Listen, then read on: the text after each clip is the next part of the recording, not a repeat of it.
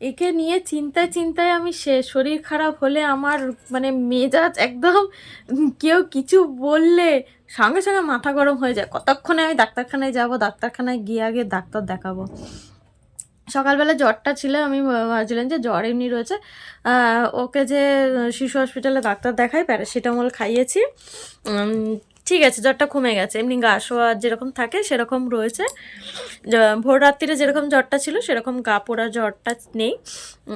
তো মোটামুটি কন্ট্রোলে এসেছে।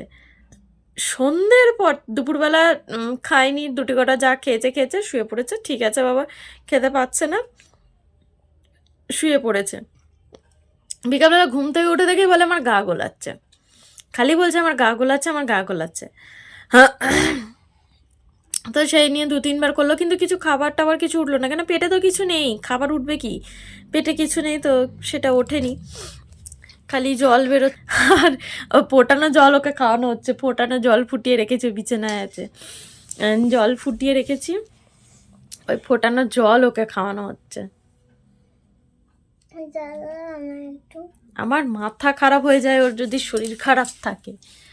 মা শুধু ভয় লাগে, এই যে ফোটানো জল, মা শুধু ভয় লাগে। আর হ্যাঁ মা শুধু ভয় লাগে। হ্যাঁ, ভয় লাগবে না?